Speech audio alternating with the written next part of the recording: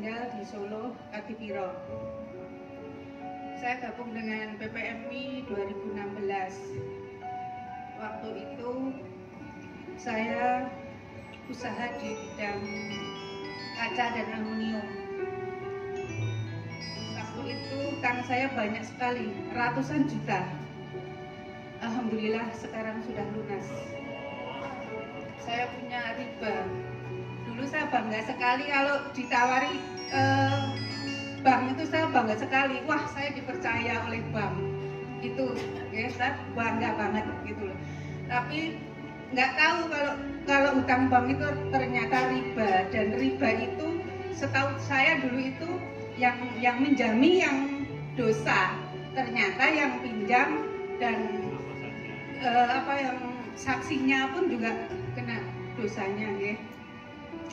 Setelah saya gabung dengan PPMI, saya mengikuti Riyadhah dan saya rajin sedekah subuh dan menjalankan semua perintahnya Allah dan menjauhi semua larangannya Allah. Alhamdulillah dibimbing dengan Ustaz Yudi dan kru-krunya. Alhamdulillah saya bisa lunas hutang yang ratusan juta. Itu seneng banget, sekarang sudah nggak punya utang. Alhamdulillah. Begitu perjalanan saya. Dulu juga saya utang saya banyak, itu stres banget. Yang dipikirkan cuma piye utang, dikejar-kejar utang. Kartu kredit dulu saya juga banyak gitu loh, ada 3 kartu kredit gitu. Tapi begitu saya gabung dengan PPMI, alhamdulillah kartu kredit, wah ini harus dibuang, ini harusnya gitu, sedikit demi sedikit. Alhamdulillah sekarang saya sudah nggak punya utang, tenang gitu loh. Kalau nggak punya utang kan tenang Pak, Bapak Ibu, gitu, nyaman gitu. Sedikit perjalanan saya. Akan tidur mikir utang, bangun tidur mikir utang. Utang 10 juta itu sampai 2017 itu mencapai 600 juta. Banyak sekali itu, Pak. Nah, 2014 saya berusaha membuat kandang ayam. Nah, membuat kandang ayam itu utang saya baru 300 juta. Nah, membuat kandang ayam itu saya hanya punya modal kira-kira 1 miliar. Nah, untuk buat kandang. Ternyata kandang ini habisnya 2 miliar, kurang 1 miliar. Pinjam di bank tidak diberi 1 miliar, yaitu hanya diberi 600 juta. 600 juta saya praktekkan.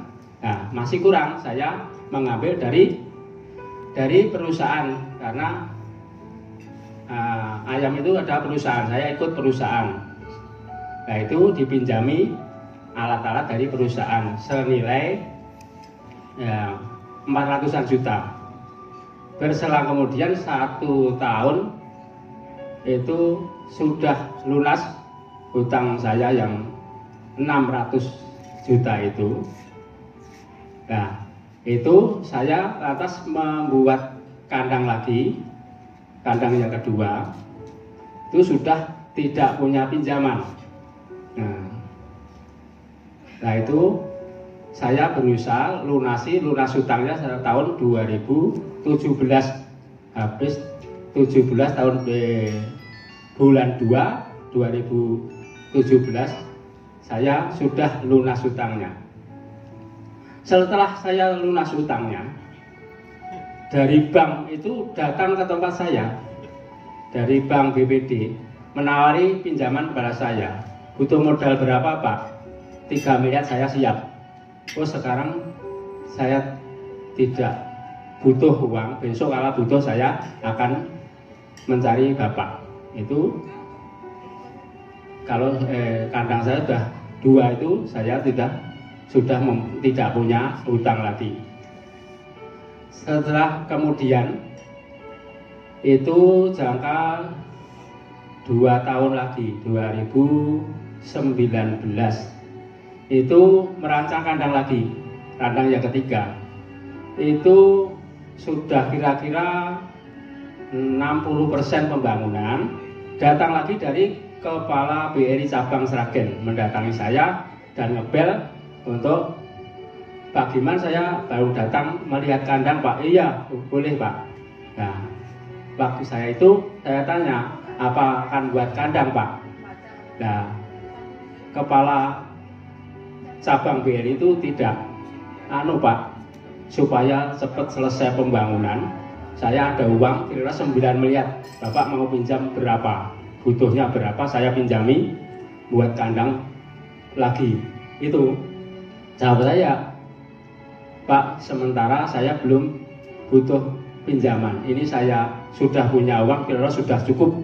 Ternyata sampai sekarang ya belum selesai, tapi jawaban saya sudah punya uang untuk membuat kandang. Nah itu yang saya lakukan. Nah itu mulai pertemuan itu saya kembangkan. Dulu 2015 saya belum saya jalankan, yaitu program Pak Yudi, yaitu sodakoh lipat-lipat itu apa itu ya. 1 hari sodakoh, 1 hari prei, 1 hari sodakoh, 1 hari libur lagi. Itu mulai 5.000 sampai 2 juta per hari. Itu saya praktekkan dan saya lakukan. Nah, setelah itu saya ketemu dengan Pak Yudi. Sudah Pak, saya sudah lakukan program Bapak, sudah lakukan. Sekarang saya apa yang harus saya lakukan? Ditambah lagi Pak sodakohnya. Nah, tiap hari berapa lalu dilakukan. Terus saya lakukan terus tiap hari, karena sodakoh jangan hanya bulanan atau tahunan, tiap hari, tiap jam, tiap detik, karena Tuhan itu memberi rezeki tiap detik, tiap jam, tiap hari, tidak akan pedot-pedotnya. Maka program kita menurut Pak Yudi yaitu sodakoh tiap hari, tiap detik, tiap jam. Yang pokok tiap subuh itu sodakoh subuh yang paling manjur dan paling bagus, karena itu ada ceritanya. Kalau saya bilang ada malaikat 2, yang satu mengganti dan yang satu akan budal ke langit lagi. Itu dua-duanya mendoakan. Yang satu mendoakan yang sodakoh, ya Allah, orang yang sodakoh lipat gandakanlah rezekinya dan sehatkanlah orangnya. Itu yang satu. Yang satu berdoa, ya Allah, orang yang bakil, yang pelit itu hancurkanlah rezekinya. Nah itu saya lebih takut lagi itu hari itu. Maka mari kita belajar bersama-sama, monggo, yaitu tiap subuh sodakoh raketang 5.000 atau 100 atau 500. Nah niku nggak ada batasnya. Yang penting ikhlas, tapi ikhlasnya yang banyak, jangan ikhlas yang 5.000. Nah, kata Pak Yudi dilipat gandakan. Kalau satu hari 1 juta, kira-kira hasilnya ya dilipatkan 10 kali kira-kira. Nah itu setelah saya laksanakan, saya ada keajaiban yang saya terima, yaitu waktu saya pulang dari masjid waktu asar itu saya nggak tahu datangnya dari mana. Saya ditabrak orang dari depan, saya sudah minggir ke kanan, ditabrak jebles, saya jatuh nggak tahu di mana, nggak tahu. Pokoknya saya tahu-tahu sudah di rumah sakit jam 4 sampai jam 7 malam. Jam 7 saya sudah sadar. Nah, sudah sadar, masih dijahit di kepala saya, itu jatuh ke aspal. Nah, jam 7:30 ditanya sama yang menjahit, gimana Pak rasanya? Mumet enggak Pak. Kudu muntah enggak. Oh, bisa pulang nanti setengah jam lagi. Nah, alhamdulillah itu jam 8 saya sudah pulang. Nah, ternyata saya hanya kulit keluar saja yang lecet atau mengeluarkan darah itu. Maka itu saya terima itu keajaiban Allah. Maka karena sodakoh itu ada 4 keajaiban yang saya pelajari, yaitu bisa mendatangkan rezeki, dan bisa nolak bala, dan bisa memperpanjang umur, dan satu lagi memperpanjang umur dan tambah rezeki dan mengobati penyakit. Itu yang saya pelajari dan saya praktekkan. Maka dari itu para bapak ibu semua, maka kami ajak belajar bersama, mari banyak-banyak sedekah. Nah, kegiatan saya yaitu tiap hari saya rutin waktu-waktu ini, kira-kira ya 3 bulan atau 4 bulan ini, saya keliling jualan sayur itulah. Saya tiap jam 4 kurang seperempat ke pasar belanja sayur dan makanan-makanan, saya jual ke depan masjid. Itu larisnya luar biasa. 1,5 jam sudah habis, tidak ada sisanya. Itu saya lakukan tiap hari. Itu Mas Nadi yang tahu tiap hari kegiatan saya itu belanja di pasar, ya ada arem-arem nasi bungkus 1.000-an, ya ada getuk, ada ya, terus sayur ya komplit, tempe, tahu, lombok, tomat, bayam, kangkung, dan seterusnya itu komplit semua. Nah, itu untuk dakwah saya supaya orang-orang di dekat masjid itu banyak yang ke masjid, karena pulang dari masjid nggak usah belanja, sudah cukup untuk masak 1 hari kira-kira.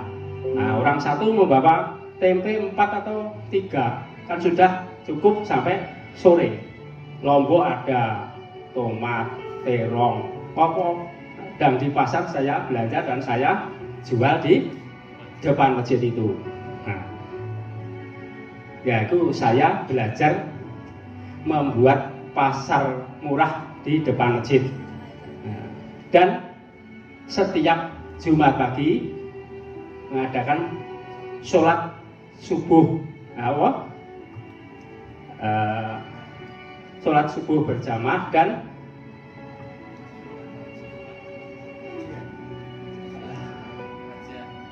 pengajian subuh tiap Jumat pagi itu saya adakan. Ya, insya Allah itu mulai ya kira-kira 3 tahun atau 4 tahun kan. Nah, itu saya beri hadiah umroh tiap 1 tahun, dibuka 1 kali 1 orang untuk budal umroh. Nah, itu sudah berjalan, tapi perjalanan tahun ini belum bisa berangkat, sudah bayar tapi belum diizinkan berangkat. Semoga tahun depan ini nanti bisa berangkat bersama-sama Bapak Ibu sama Pak Yudi, kira-kira bisa berangkat umroh bersama. Oke, terima kasih. Saya kira ini sudah banyak cerita saya. Kalau diteruskan nanti kira-kira 2 jam nggak selesai. Maka saya cukupkan sekian. Assalamualaikum warahmatullahi wabarakatuh.